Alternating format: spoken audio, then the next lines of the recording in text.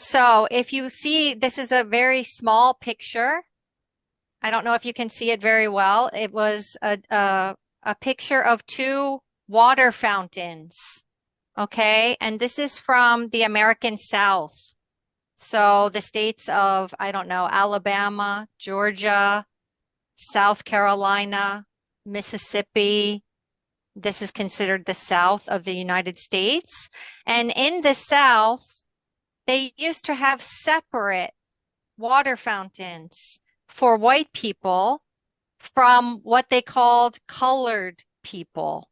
So the sign, I know you probably can't read that. One of the signs for the nice water fountain, the sign says white.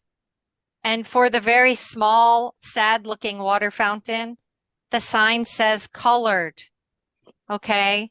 So in the United States, in the South, segregation started in the mid 1800s and it continued until the year 1964.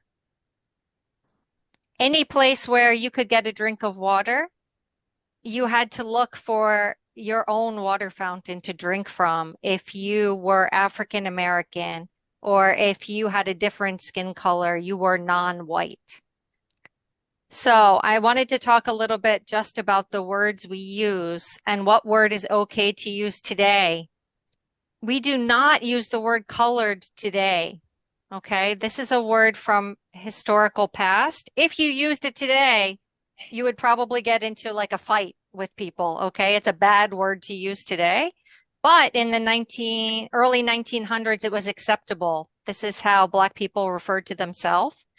Now, today, currently, we can say either Black or African American for people with roots in Africa. We also use this expression Black and brown. You might hear this on the news. So they talk about Black and brown people to include other ethnic groups in the year 2023 in the US.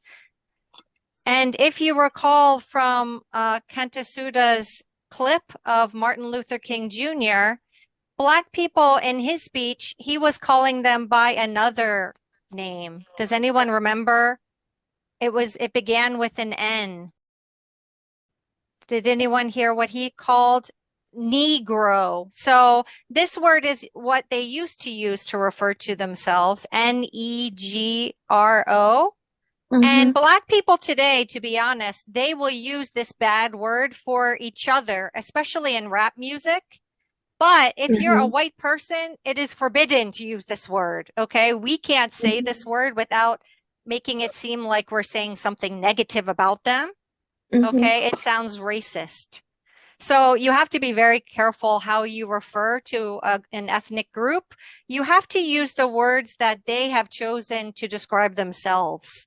So as these words change throughout history, we have to change our way of relating to them. So interestingly, white people have stayed white throughout history. We don't have a problem with the word white, but for Black people, we've used many different terms: colored, Black, African American, and Negro. It's changed throughout history. Okay.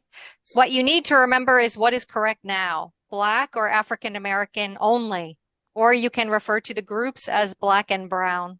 Okay. And last picture, thirsty anyone?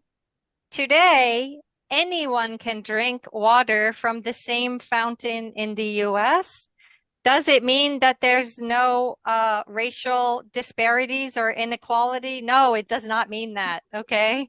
But we have won the war in terms of water fountains. Now the only separate water fountains are maybe for dogs in a dog park. So this is personal for me, this story, because my mother told me a story when I was growing up of when she was on vacation in Florida when she was younger. She was maybe 18 years old. So they still had these water fountains, separate water fountains for white and non-white people. And my mother was white, but she looked dark. She had been out in the sun on the beach. Her skin was very, very tan. And she went into a building to drink water. And someone yelled at her and said, "Hey, lady, you can't drink from the white fountain," because she was very tan. And she was shocked because for the first time she felt what it was like if you were not white. And someone was telling her, like, you can't drink from that fountain. And it made her feel like persecuted, like embarrassed. And then she had to decide what to do. And she decided that she didn't want to argue and she drank from the colored fountain. And she said it was like a humbling experience because she felt the same as how those people must feel all the time when they can only drink from that other water fountain. Wow. Thank Thank you, you. Whitney.